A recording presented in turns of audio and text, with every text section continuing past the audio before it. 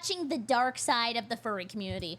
Just to give you a little bit perspective, when I was a kid, it's hard to say out loud, I had a fursona, but my dad told me it was embarrassing and I stopped. So let's see what's going on. One thread that connected the suspects to the victims here, and it's a community that's known as the furry community. I don't mind. He says it's so scared. And to contest the charges. I know why I'm here. I deserve to be here. And I want to clear the air. Oh no!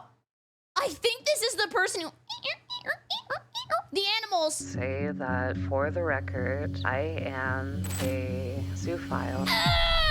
In the age of the internet, you can discover almost anything online, from meeting new friends to creating communities. It's no surprise there's a community for every interest, no matter how unusual. But not all communities are liked by everyone. The furry community is often... He's a lone wolf. one that gets talked about. That's because we're always hearing stories about its dark side. But what does that really mean? A furry's true identity.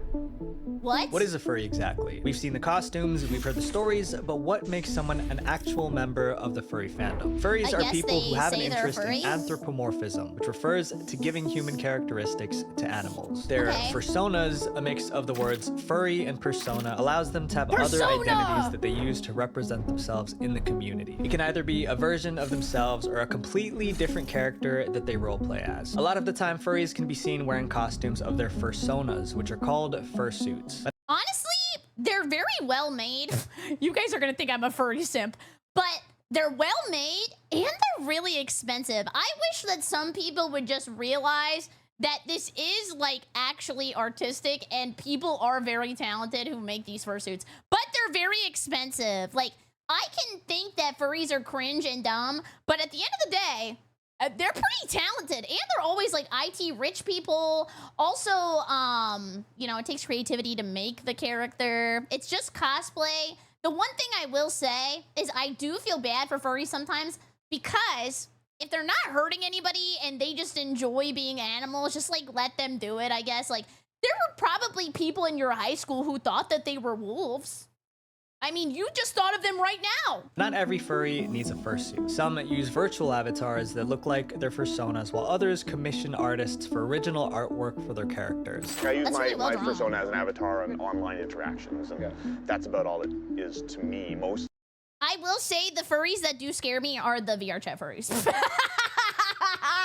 They do scare me. Yeah. And then there are the people who identify very strongly spiritually with the creature they have made their avatar to be. It's more than just roleplay. These fursonas are used in any furry-related setting, like... Oh my god. Guys, I know you don't want to know this, and this is going to be a lot of lore drops for you today. But Lucario is one of the most goon-to furry idols in the entire furry sphere. People love jorking their peanuts to Lucario. Social media, chat rooms, video games, or in real-life environments like in-person meetups. Furries have... Dizzy, thanks 100 bits! This is going to be the new form of the Animal Planet. Wait, what's that one song? And we're doing it like they do it on the Discovery Channel. Chat rooms, video games, or in real-life environments like in-person meetups. Furries have long since been a controversial community on the internet. Most people don't like furries and think negatively of them. But why do these negative ideas exist? Well, some members of the furry fandom take their interest in animals a bit too far. I have a question. How do you not get hot dancing around in that thing? There's 900 little doggies next to you. You know, they let them all out. You're in a giant fursuit. You have got to be sweating your ass off. Or maybe they're neutered. I don't know. Because furries like this one we're about to talk about are why the community has a bad reputation. And the deeper we go into the video, the darker these bad apples get. The most disturbing fursuit creators. What? When you think of a furry, you probably think... Okay, I will say, if you're gonna make a fursuit, please do not put dentures on your fursuit! My god, it looks like you're gonna bite me! Of a fursuit. These head-to-toe costumes are the easiest way to identify a member of the furry fandom. But they aren't just elaborate, they're also extremely expensive. Just a headpiece alone can cost up to $2,500, and making an... Yes, that's why some people just have the head and then they wear like their regular clothes and walk around. I look way too educated on this.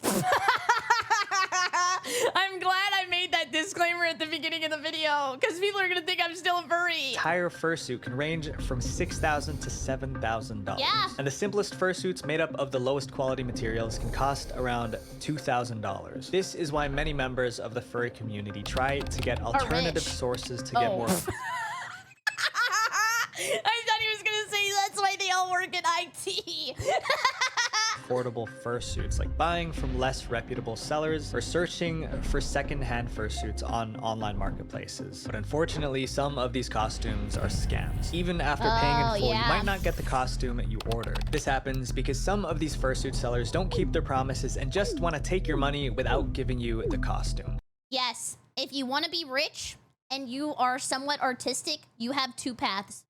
You can work and make hentai, or you can work and make furry corn and fursuits, because those are two communities that spend a lot of money on their product. Haruta Hyena is a furry who was exposed for scamming other community members through their resales. In their now deleted Instagram, they posted a photo of their fursuit, which was made for a fursona called Cypress. In the post, Haruta wrote that they had a Cypress! Cypress, do you have something to tell me?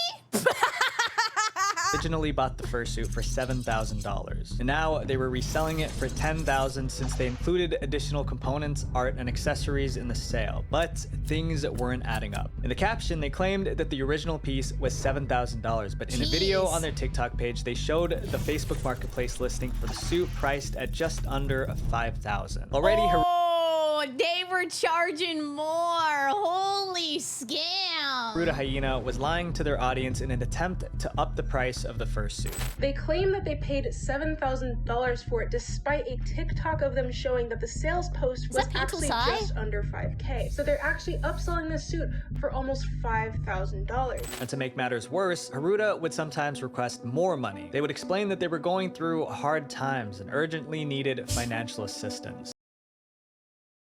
Then don't take the commissions, or maybe sell it for an appropriate price so you get some of your money back? In some examples, Haruta mentioned being in a car accident that required expensive repairs.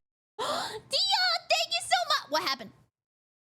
Dio, thank you so much. I super appreciate it. Come make it a great yay. Thank you so much for gifting hierarchy. Thank you, thank you, thank you. Assistance. In some examples, Haruta mentioned being in a car accident that required expensive repairs or needed costly x-rays and treatments for their injured dog. Despite all these personal emergencies, there was never any real proof. Even after receiving the full $10,000 for the fursuit, plus the additional payments, Haruta Hyena repeatedly showed screenshots of a negative bank balance. All this was happening while they still owned the suit and had not shipped it out yet. One of the main reasons why they hadn't shipped it out was because of the cost. Since the suit was life-sized, it cost around $200 to send it. And under— Oh my god, you know what else is very expensive to ship?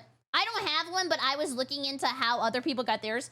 The VR chat, not the VR chat, the DDR dance pads, they're very expensive because you have to get them shipped to you, and shipping's like $5,000. So if you know anybody who has a DDR pad, tell them I said hi, and I like to do a little steppy on it.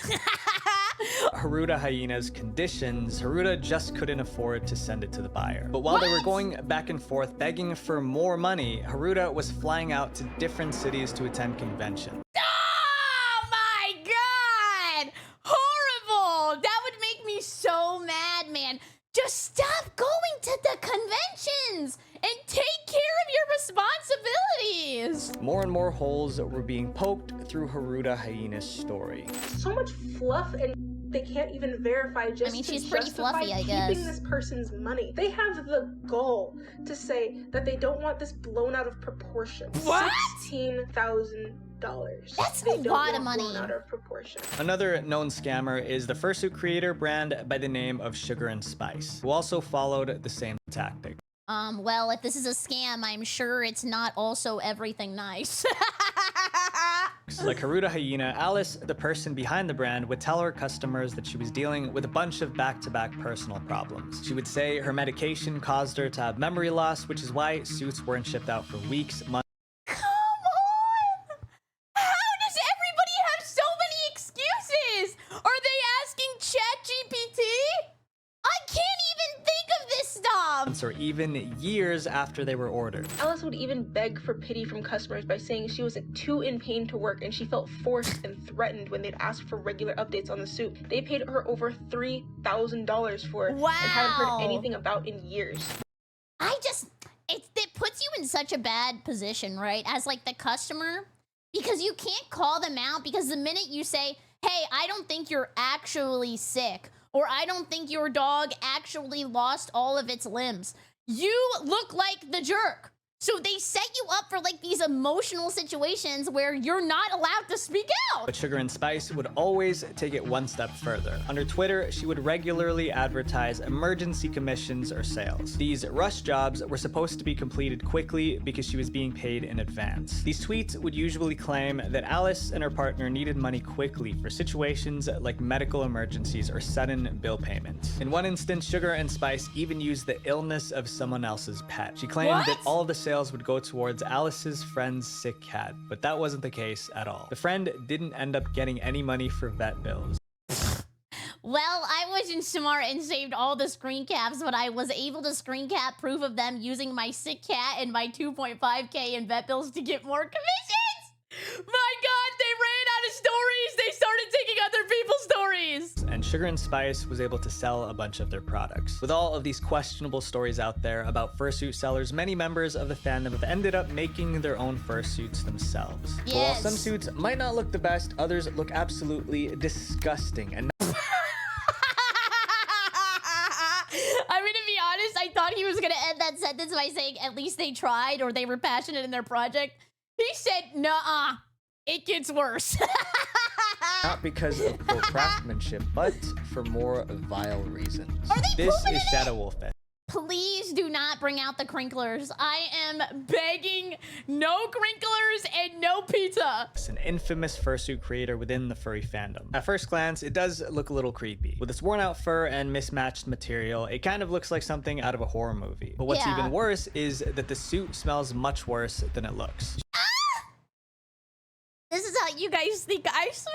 Shadow Wolfess, also known as Bill Clark, has been infamously called Carpet Sample because his fursuit creation looks like a mishmash of different carpet samples. At the time of this video, he is 67 years old. Back when he was an active part of the furry community, he was in his late 50s to early 60s. He was a furry in every sense of the word. He roleplayed, went to conventions, and he even took commissions for fan art and for fursuits. But no matter how low your budget is, I doubt that anyone would want to get a fursuit from him since he's also known as one of the most disgusting fursuit creators to ever exist. If you take a look at his fursuit, it's obvious that the material is from all sorts of places. It's all different colors, fabrics, and textures. This wasn't because Bill was a diehard recycler. The materials weren't— Oh my God!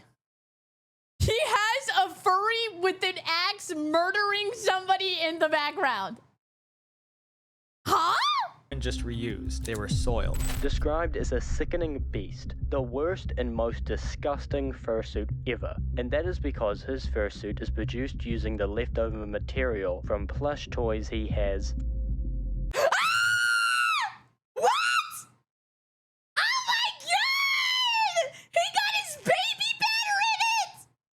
Oh hell no! Oh hell no! Ew! Bill was attracted to stuffed animals in an inappropriate way. And when he was done playing with the stuffed animals, he would take the fur from these plushies and repurpose them as material for his fursuit. Naturally, the fur started to smell and was never once clean. Oh! Oh! I can smell the cheese! Now, much to the horror of other furries in the fandom, Bill didn't want to keep his passion project to himself. Shadow Wolfess was proud of his creation and wanted to share it with the world. He would regularly go to in-person conventions wearing this fursuit, and the awful stench coming from it couldn't be ignored. But his passion for plushies wasn't his only weird interest. He was also an artist who regularly posted his work online and accepted commissions. That meant that he spent a lot of time on the art-sharing site DeviantArt. No! Please, anything but that. I was the world's weirdest DeviantArt kid. Don't do this to me.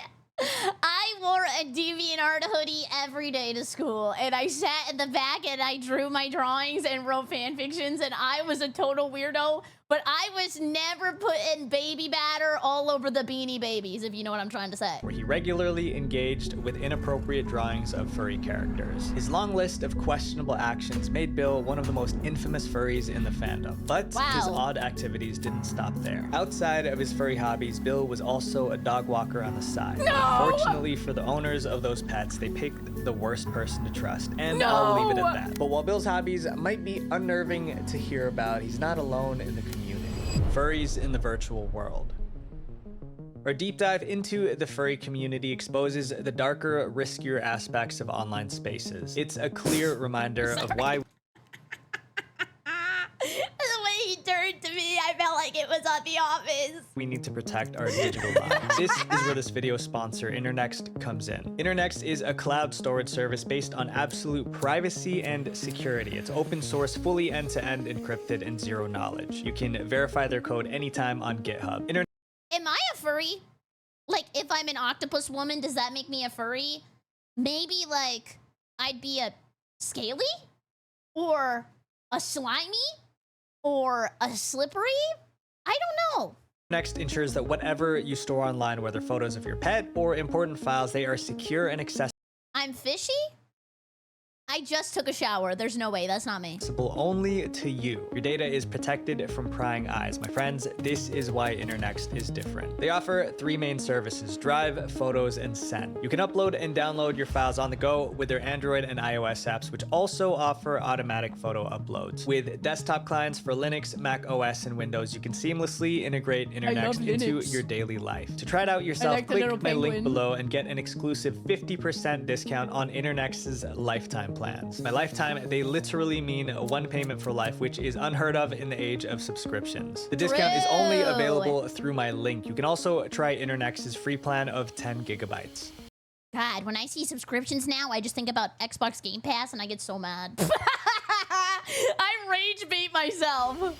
Like most fandoms, the furry community uses the internet as a way to interact with each other without limits. And as we already know, that's I used to, when I was a furry, roleplay on Skype. Yeah. also where bad Dark people times. can find their prey. In the furry fandom, this is no exception. Since many of the members of the community aren't able to attend real-life meetups, a lot of them turn to video games like VR chat to I was just talking about you, VR chat. connect with other furries. VR chat is a chat room-based social game that lets players use avatars, voice chat, and body motion. I used to stream VR chat because I thought that it was funny and it was good content. But then what started happening is every lobby I joined, they would kick me because when they heard my voice, they thought I was 12 years old. So the only way I can actually play VR chat is if I have somebody with a deeper voice walking around with me who advocates for how old I am. To interact with other players. Players can join public servers called worlds or create their own where only their friends can enter. For those furries He's from the Puss in Boots movie? He was kind of hot. on a budget, VR chat is a great way to show off their persona without needing a fursuit, since players can commission custom avatars that N! Oh my god, did you see N? I loved N when I was a kid. Whenever he like kisses you in the Ferris wheel, I freaked out. they use to represent themselves in-game. Even though I think I VR made chat that has up. an age rating of I actually think I made that up. I think that was like fan fiction in my head. 13 plus. The game has actually got a bit of reputation for being the go-to for inappropriate roleplay. That's because Yes. in VR chat, you're able to connect a virtual reality headset and sensors. That way, your Yes. virtual avatar can directly mimic the actions that you're doing in real life. This is called ERP, which has become a common thing on VR. You know, you actually, if you ERP in Final Fantasy 14, you can get paid for that. They have paid dancers in Final Fantasy where they like, you know, take it off. They make a lot of money. Chat. People openly pursue these relationships without knowing all the important details about the other party, including their age. Since there's no accurate way to verify a person's age, it's made VR chat unsafe for some younger players. There's always been a kind of a divide in the furry community about whether or not younger members should have as much access to the fandom as they do. Although a lot of furries are not in the community for disgusting reasons, there's no denying that some are. And sometimes these specific furries are way too public about it. I agree. I think the reason that furries get such a bad rap and a bad reputation is because they're always yapping about the bad stuff. Like, The people who do the bad things in the furry community are so loud about it that it overshadows all of the good people. Especially on VR chat. One particular VR chat world has become infamous among the furry community. It's called Frenny's Nightclub, which is a nightclub-themed server based on an NSFW fan-made game of Five Nights at Freddy's. Considering the nature of the game, it's not surprising that a lot of people who join Frenny's Nightclub would have their own motives. When you first enter the chat room, there's a long list of rules that clearly says that ERP isn't allowed in public. However, these rules aren't always followed. When you load in, one of the first things you see is the avatars of the other players. A lot of them are wearing minimal clothing. One of the servers free. Well, to be fair, pretty much everybody's naked in VR chat. It's kind of turned into Second Life.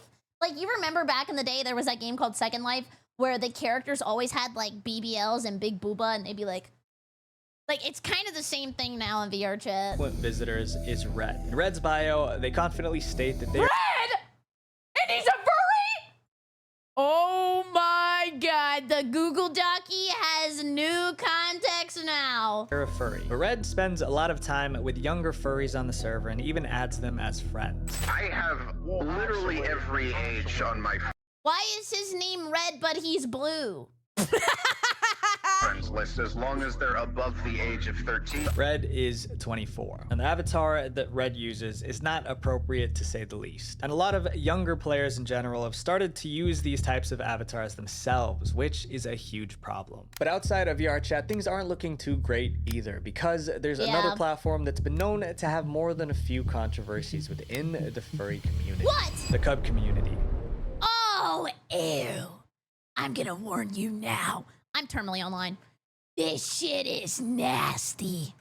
If people are making inappropriate furry avatars, then art will practically follow. But instead of sharing this sort of art in private messages, a lot of these artists like to post them online, specifically on DeviantArt. Furries are... Should I have been on DeviantArt as a kid? I was there every day in the trenches, man. Are big on original artwork, with many of them commissioning artists to draw pictures of their fursonas to use as their profile pictures or avatars for their content. Like any fandom, inappropriate art is inevitable, and there are plenty of artists that draw this type of furry art. But to make matters worse, some draw the Sorry, with the clipboard, I was thinking, what if it was like your first day of therapy and you walked in and he was like, take a seat. sort of thing with younger animals. This is called cub content, and the furry fandom has had its mixed opinions about it for as long as it's existed. On one hand, these are animals, but at the same time, there's still young ones that are being shown in unfitting ways. But even with all the controversy, it's a type of art that thrives on DeviantArt. And all of that becomes even more disturbing when you realize what some people on the site are actually doing. Aaron Thomas Usury was a member of the furry community that actively posted on DeviantArt. He drew pictures of his fursona Zelda Wolf with other members of the fandom usually engaging in questionable scenarios. But for Aaron, DeviantArt...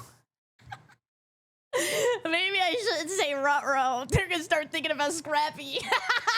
wasn't just a place to show off his creativity. It was also a place to meet others. And soon, Aaron befriended two people from the site who were huge fans of his work. At some point in September of 2014, Zelda Wolf found himself becoming considerably close with two 12-year-old girls that he met on the DeviantArt website. And with Aaron being 21, this was not okay. The relationship between Aaron and the two younger furries went on for months before one of their parents eventually found out. And of course, demanded justice. The relationship ended in February of 2015 with an investigation starting in March of 2016. They contacted the local police in Overland Park, Kansas, and shared details about their daughter's relationship with Aaron. Through this investigation, they were able to see exactly what Aaron had sent their daughter over the years, and it was revolting. It wasn't long before Usury started sending and receiving pictures and then video, leading to a laundry list of sickening charges. I don't plan to contest the charges. I know I'm here. I deserve to be here.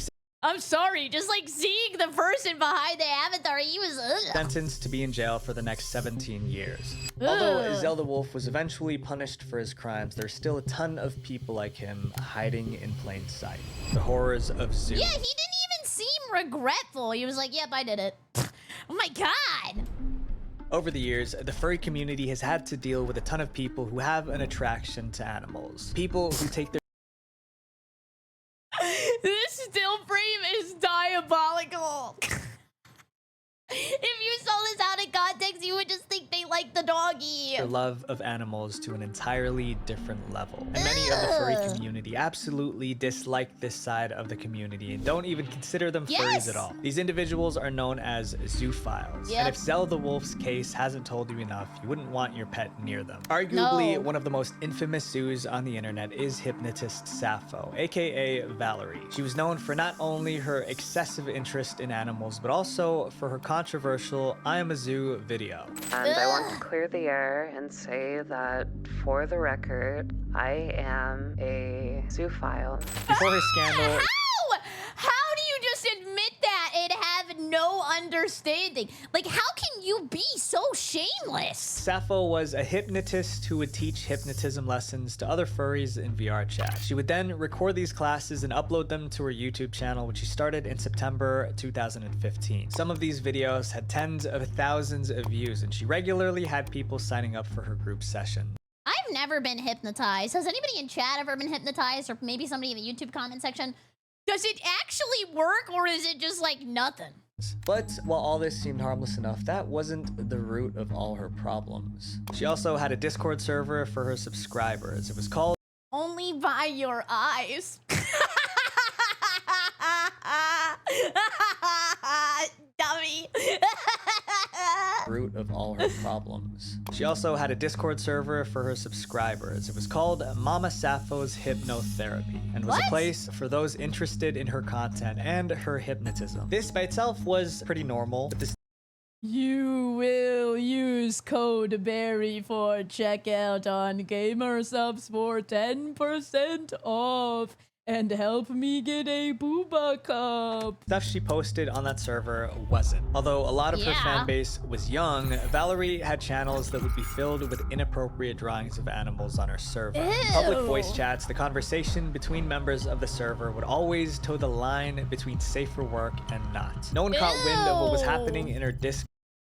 Imagine just not knowing all this and joining the call and being like, hey, what's up, guys? Want to play CSGO? Oh, no!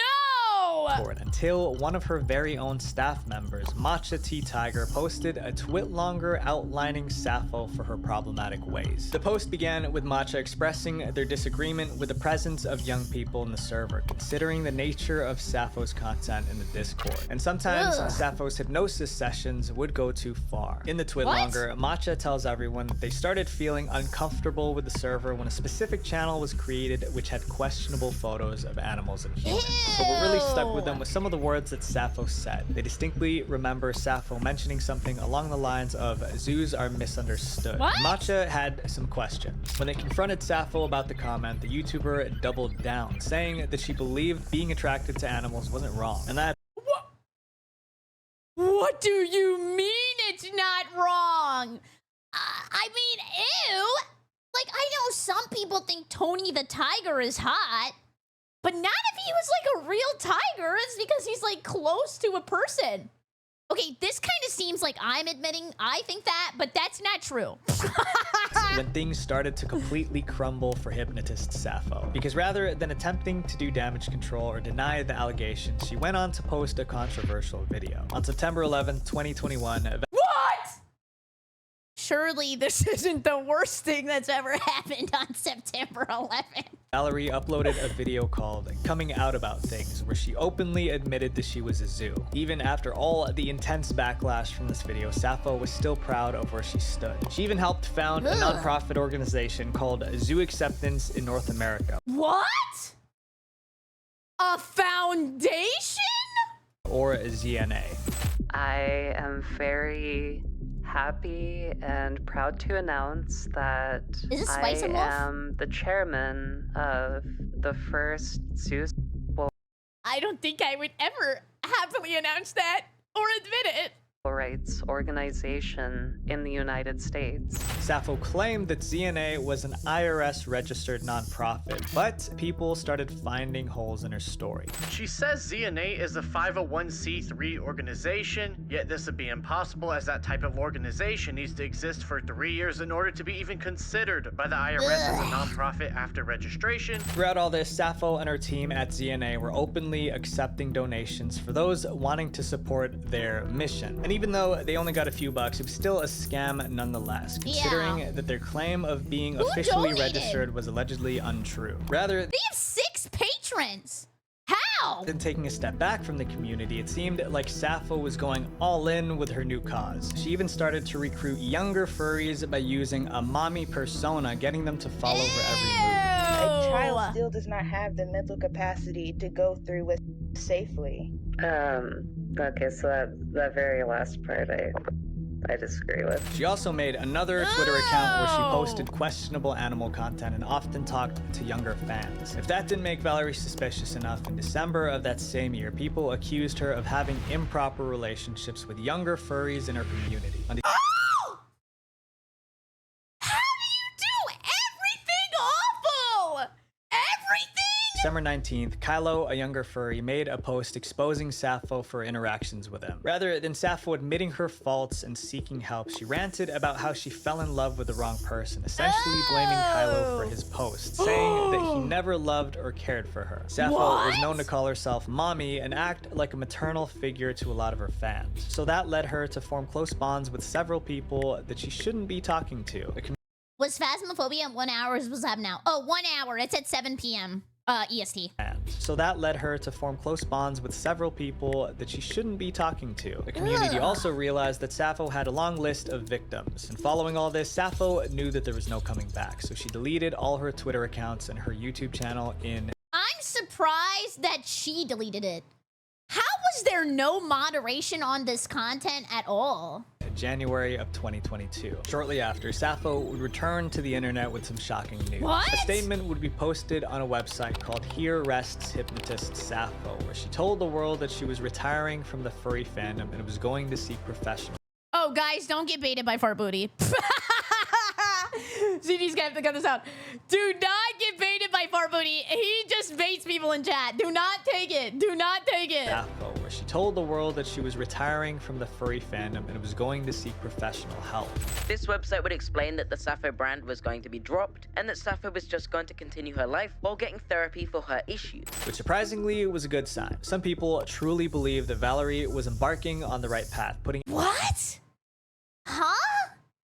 Is this not a just because everybody disagrees with me in response and not because they actually think it? Everything behind her to start new. And when this particular Instagram story was posted a month later, that seemed to cement that. And in a shocking twist, on February the 20th... Not Splatoon! Leave my brothers out of this! Sappho would make an Instagram post. This post would say that with some help, she had resolved her issues and was no longer a map or a zoo, saying that she in no way holds hate to any of the fans she encouraged into being zoos or maps, but suggests that they stop these acts and get therapy. But old habits die hard. Valerie seemed to return to the fandom just under a new alias, Valerie Sappho on X, and uses the username Paws on Hips. As of November 2022, she was seen openly admitting to being in a relationship with someone named Zachary. But after some time, a tweet on the account said that the trolling era was over and that this account was just someone else pretending to be Sappho. Whether this was just a cover-up by Valerie or if it was truly a troll, no one knows for sure. But for now, the Hypnotist Sappho saga has come to a standstill. It might have just been like a, I don't know, they tried to see if they could actually have an online presence again, absolutely failed, and then was like, oh no, that wasn't me. That was my brother. After all that, it's hard to believe that things could get even worse in the furry community, but it can. Because while all these— Not the pizza! Please, anything but the pizza! These furries are deranged and disturbing. These next few are literally dangers to society. The most dangerous furries. Okay, that was close. These next few stories have long— That is bad after the danger accusation. I just keep thinking about the pizza, man! Since made furries worry about their reputation with the general public. These atrocities, combined with the already negative stereotypes of the furry fandom, have made it difficult for many of them to defend the community. In 2014, chlorine gas filled the halls of a Chicago hotel with thousands of people having to flee for safety. Among these people were Oh, this was the video where the news reported it, right? And they couldn't stop laughing because they had explained what furries were. Members of the furry community still dressed in their fursuits as they were evacuating the building. Look at that one! Members of the furry community still dressed in their fursuits as they were evacuating the building. Look at that eagle furry holding a can of beer! Caw, welcome to America, biatch! This happened during the annual Midwest Fur Fest convention, otherwise known as Anthrocon, the second largest in-person gathering of furry community members in the US. 19 people were affected directly by the gas, becoming nauseous and dizzy. They had to be transported to local hospitals for treatment, one of them having serious symptoms requiring a prolonged stay. Whether it was a furry who did this or a hater who took his dislike of the community to extreme levels, nothing has been confirmed. Although no one got truly hurt, with an incident like this, things could have easily gone much worse. One thread that connected the suspects to the victims here, and it's a community that's known as the furry community. She's trying to keep a straight face so bad. She's so confused. In 2016, the furry community and the world were shocked when news broke about a gruesome case involving the passing of 3 people in Fullerton, California at the hands of enraged furries. The Yost family consisted of the mother, Jennifer Goodwill Yost, the father, Christopher Yost, and their 3 kids. The kids were ages 6, 9, and the eldest was 17. The entire family was part of the furry community, with Jennifer being a mother figure to many members of the local furry group, SoCal Furs. The family would often go to conventions and furry meetups together, gathering with local members of the community. Caitlin Yost was the oldest sibling in the family and was a committed member of the furry community, even having her persona called Daydream Foxwolf. She would post pictures wearing fursuits, engage with the community on social media, and make plenty of friends in the fandom. 2 of those friends were 21-year-old Joshua Acosta and 25-year-old Frank Felix, who grew close to Caitlin. However, her parents were not pleased by this friendship, especially the relationship between Caitlin and Frank, which was an 8-year age difference. The Yosts did not allow Felix to see their daughter, but Felix did not like that, and he, along with his friend Joshua, would then lash out, ending the lives of both the Yosts, leaving only their young children behind and taking Caitlin with them. What's probably the most bone-chilling part of this case is that the Yosts had a relationship with the suspects. They had met them at conventions and were even friends with them before Frank took a liking to their daughter, but this friendship ultimately led to their demise. And the latest story happened just last year in 2022. Benjamin Jeffrey Smith, who went by the persona Polybun or Polyhead, was a known member of the furry community that concerned a lot of people with his bizarre behavior. Members of the furry community reported his questionable behavior time and time again in the form of tips to the police, which even led to the FBI contacting him in 2021. But the FBI was involved too? Holy crap! nothing came of this investigation. What? Just months after the FBI contacted him, in February 19, 2022, Benjamin would have a violent outburst in Portland's Normandale Park, landing 6 innocent people from a protest into a hospital. One person lost their life while another became paralyzed. The terrifying part is that these warnings to the police and FBI have been sent from as early as 2006. They continued to be sent over the years, but no case was built up against him, which could have prevented this tragic accident. He's now sentenced to life in prison. We all want to be part of a community. Good. How evil! And I can't believe they had all those tips and did nothing yet deserved. Make sure that you're holding others accountable for their actions, because it may just protect the people we care about most. Wow. Visual venture. Wait, that was a before crazy you go, video. Please click this playlist right here to watch more dark internet documentaries, banger because soundtrack. the algorithm is going to promote my channel more if you guys watch multiple videos, and it would mean the world to me. Thank you so much and have a beautiful day. Peace. Have a beautiful day. Peace. Oh, E3 video. I need to turn autoplay off. That was a crazy video. I feel like we learned a lot. I'm gonna steal this from chat. Somebody said that made them furious. So I'm furious too. I hope you have a great evening. Thank you so much for hanging out. If you're new here, make sure to subscribe and put a like on the video. Helps me out. And then also, if you would like to use code Berry at checkout, if you were hypnotized, that also helps me too. I hope you have a great evening. Goodbye, YouTube. Goodbye.